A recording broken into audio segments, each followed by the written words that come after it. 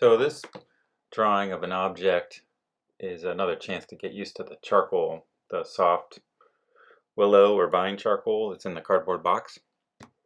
Again, we like using it because it's easy to move around the paper and it's easy to wipe lines away with your hand if you need to make changes. And it's if you turn a piece on its side, you can pretty quickly get a dark tone down on the paper in a big area if you need to. So to start, I'm toning the whole paper, or this whole dimensions of my drawing, the whole rectangle that I'm going to draw in.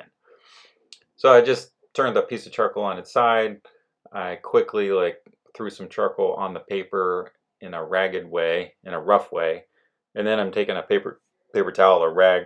You can do it with your hands if you want, and just rubbing the charcoal into the paper to get a gray.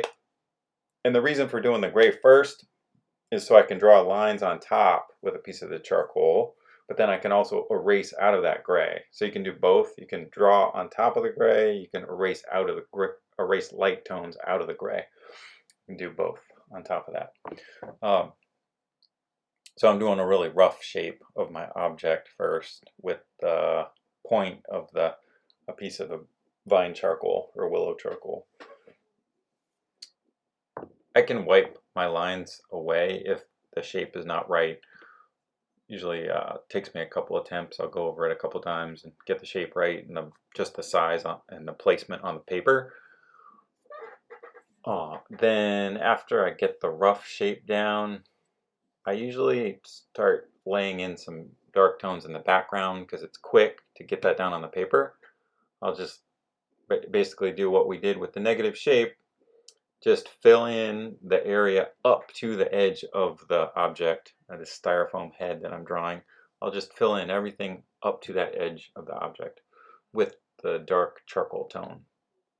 And then I can pull out lights out of that. I can draw in darks. I can get a range of tones, but the nice thing about the charcoal is you can start to get something that looks solid. When you start to get into all the tones, you can pretty quickly get something that looks at least solid, if not totally realistic.